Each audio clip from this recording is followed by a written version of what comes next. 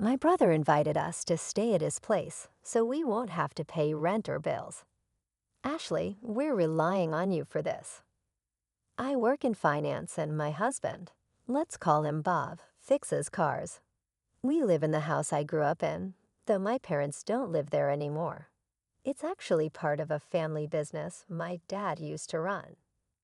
My brother was supposed to take over the company, so he studied economics in college. A skilled man, my brother even went to Oxford University overseas to study business management. Afterward, he returned to the US and teamed up with my dad for a while.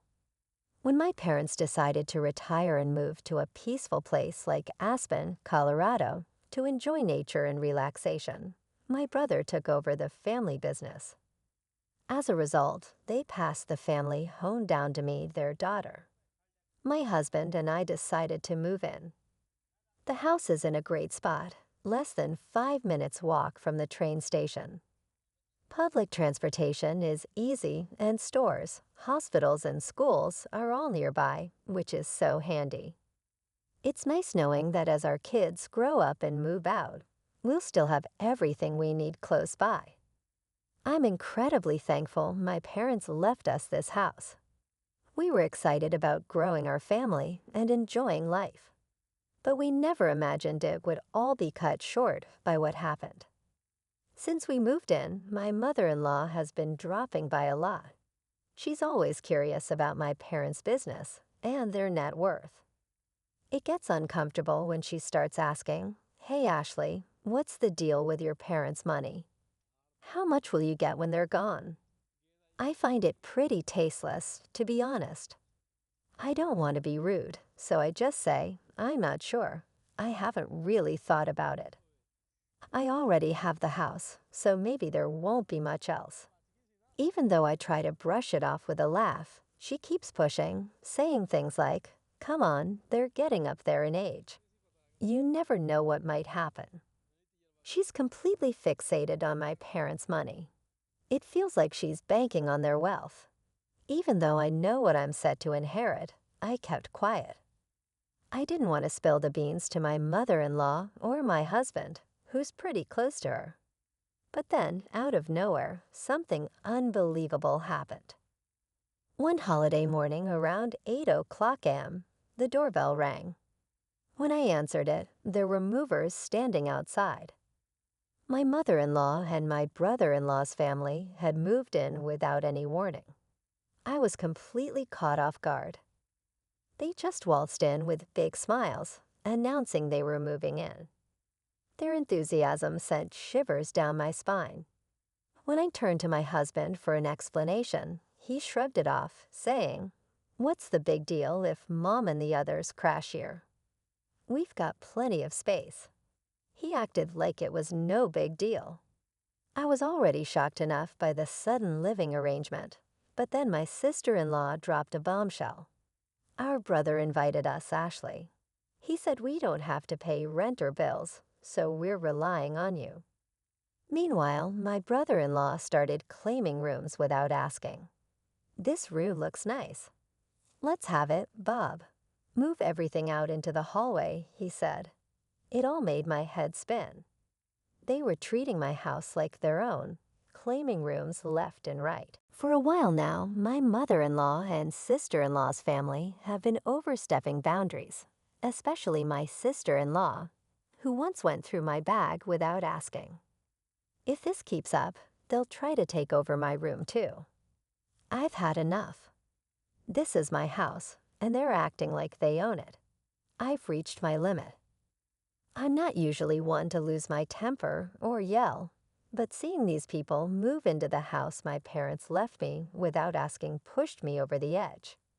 That's why I ended up shouting at all three of them. Then something I didn't expect occurred. "How dare you speak to us like that? You're the one who needs to leave." As soon as those words were out, I felt a sharp pain in my cheek. Did I just get slapped? It took a few moments for it to sink in. I was stunned. I couldn't believe what had just happened. All I felt was the throbbing pain in my cheek. In that instant, something inside me snapped. I couldn't bear living with people capable of such disrespect. This house belongs to me, and I won't tolerate them treating it like their personal space. I packed my things, planning to leave and inform my family about the situation. I needed to find a place far from here, so I rented a monthly apartment, even though it meant a longer commute to work. When I broke the news to my parents over the phone, I could sense their anger, especially from my dad. He's always been supportive and caring, both as a CEO and as a father. I didn't want to drag my parents, who were about to retire, into this mess, but I had no choice. My inherited home was being taken away from me, and I had to do something about it. While staying in the apartment, I was certain my husband and his family were making themselves at home in my house. So I decided to take action based on suggestions from my brother and father. A few days later, during my break, I checked my phone to find numerous missed calls and messages from my husband. I knew exactly why he was reaching out. I had arranged for the water and electricity to be cut off. Since the house relies solely on electricity and doesn't have solar panels, it must have been quite challenging without power, especially in the heat. My husband's calls were probably about dealing with the situation. Just as I was about to ignore them, he called again, perfectly timing his call with my break. "Hey, what's happening? There's no electricity and the water's not running. Did you turn them off?" I could sense the panic in his voice over the phone. Since the house is mine and I'm not living there anymore, it only makes sense to cut off the utilities. Right. That's why I had it done. I can't bear the thought of paying bills for a house I'm not even living in. So of course I had them shut off. But my husband was livid, demanding I reinstate the contracts immediately. Just because he wants it doesn't mean I'll agree. If they want utilities, they should handle it with their own finances. Yet they always say, "It's your house, so you should pay." But their actions completely contradict their words. Regardless, I have no plans to renew the contracts or foot the bill. If they're unhappy about it, they should leave the house. With that, I ended the call because my break was over. Later on, my mother-in-law, sister-in-law, and brother-in-law each called me separately. They were all complaining about the lack of electricity and water. They griped about how hot and uncomfortable their rooms were and how inconvenient it was without running water. But those were their problems, not mine. After hearing them out, I firmly told them to sort it out themselves and ended the calls. I thought they were just being greedy and assumed they'd give up and leave soon. However, even after a week passed, they showed no signs of leaving. So I decided to take further action. I sought advice from my father's company lawyer and asked him to send a notice to my husband. The notice was about trespassing. They had unlawfully entered my property without permission, forced me out, and were now occupying it as if it were theirs. I warned all four of them that I was considering legal action. Why did I receive a lawyer's letter? Did it have to come to this? My husband asked, clearly taken aback and unprepared for my strong response. He approached me, seeking a compromise. I knew they cared deeply about their reputation, and the thought of being sued would be a severe blow to them. They wanted to avoid legal trouble, but they also didn't want to give up their current lifestyle. They were likely trying to persuade me to let them stay. I could see through my husband's intentions perfectly. Despite this, I refused to entertain their pleas. My husband finally snapped, losing his temper. Even though he was at work, he shouted at me, demanding that I back down and drop the lawyer. His outburst didn't faze me. If anything, it only irritated me further. Who do you think you are, taking over someone else's house? I thought to myself, no matter how much you shout, I won't change my mind. If you insist on squatting there, I'll take legal action. Think carefully before you act. Despite his continued shouting over the phone, I paid him no heed and hung up. This was a waste of time. I had already discussed divorce with my lawyer.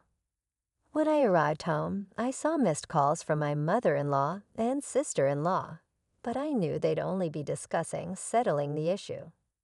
I didn't want any more reactions, so I blocked their numbers to put an end to the calls. Eventually, my husband's proud family couldn't bear the thought of legal action. They packed up and left the house. With the lawyer's involvement, the divorce proceedings progressed smoothly. I arranged for a cleaning service to restore the house to its former glory. Finally, I could enjoy the comfort of being back in my own, freshly cleaned home. Living separately from my husband's family in a rented apartment was fine, but nothing beats the comfort of my own space. Although some parts of the house are showing signs of wear, I'll need to think about renovating soon. I talked to my dad, and he recommended a great contractor for the renovation. Being on my own is surprisingly freeing. I can lounge on the couch without anyone nagging me, and I can eat whatever I please without judgment. Just as I was enjoying this newfound independence, I received a call from my ex-husband for the first time in 3 months. Initially, I ignored the call because I didn't recognize the number. But when it persisted, I reluctantly picked up, thinking it might be the contractor. However, as soon as I heard his voice, my mood plummeted. It was my ex-husband from whom I had separated 3 months ago. I had already gone through the divorce process with the help of a lawyer, and we had agreed to stay out of each other's lives. So why was he calling me now, especially after changing his number? We had made it clear through legal channels that we wouldn't have any contact. There was no reason for us to speak. I was just about to end the call when he pleaded, "Please just listen for a moment. I'm desperate." Reluctantly, I stayed on the line. It turned out his company was facing financial trouble, and he was facing a pay cut. On top of that, his mother's health was deteriorating, leaving her unable to work. My sister-in-law and her husband were struggling financially. He's unemployed, and she's juggling multiple part-time jobs just to keep up. Unfortunately, most of her earnings are going towards paying off his debts. Meanwhile, my ex-husband's pay cut was making it even harder for him to make ends meet. As they poured out their troubles to me, all I could muster was a detached, "Okay, I see." After all, these are the same people who invaded my home without permission, disregarded my rights, and then tried to force me out. It's hard to summon any sympathy for them. Their problems are their own to deal with. There's nothing I can do to help. My ex-husband's desperation only escalated. "Please don't turn your back on us. We're on the brink here. We won't even have a roof over our heads or food on the table tomorrow. Remember, we used to be a family. Can't you help us?" His voice trembled, filled with near tears. But I remained unmoved. When I faced difficulties, he offered no support and even joined my mother-in-law in belittling me. Just like her, my sister-in-law and brother-in-law mocked me, ridiculing my appearance and traditional values. They shunned me for being too old-fashioned, their insults cutting deep, yet they showed no remorse. As for my mother-in-law, she only exacerbated the situation. She pressured me to conceive, subjected me to strange remedies, scheduled unnecessary doctor's visits, and even spread rumors about my infertility. Looking back, my marriage held no redeeming qualities. The man who had been so caring before our wedding transformed into a puppet controlled by his mother after we tied the knot. One day, when my mother-in-law barged into our home while I was out for an appointment, she told my husband, "I wanted to see Ashley, but she wasn't here. I want us to be friends, but I'm so disappointed." Upon hearing her words, my ex-husband lashed out at me without ever considering my side of the story. She claims she wants us to get along. I said, but all she does is criticize me. Her behavior was relentless. She would say things like, "Has my son lost weight because your cooking is so terrible?" loudly, whether we were at home or in public. With her, my sister-in-law, and my brother-in-law all ganging up on me, there was no hope for a harmonious relationship. I reached my breaking point. I couldn't deal with people who behaved like this anymore. No matter what you say, my decision stands. I can't assist you, so I'm ending this call now, and I don't want to hear from you again. With that, I hung up and blocked his number. Knowing my ex-husband, I suspected he might change his number to reach me again. So I planned to change mine over the weekend. However, before I could act, they violated the lawyer's agreement. At 11 p.m., they showed up at my door, demanding entry and assistance. "Open the door. We're family. You should take care of us," they shouted. Their loud banging and shouting disregarded the late hour. I approached the door and said, "What's going on at this hour? Please go home. You're disturbing the neighbors." I tried speaking through the intercom, but they ignored me. The banging continued, growing louder as they caused a commotion. Dealing with such unruly behavior left me speechless. I sat there, overwhelmed, contemplating whether to call the police. Suddenly, the sound of sirens blared from outside. It seemed a neighbor had taken action. Hearing the police approach, the group panicked. Assuming I had made the call, they tried to flee but were surrounded by onlookers. With no escape route, they were left helpless as officers arrived to escort them to the police station. I was questioned about the incident and provided a detailed account of what had happened.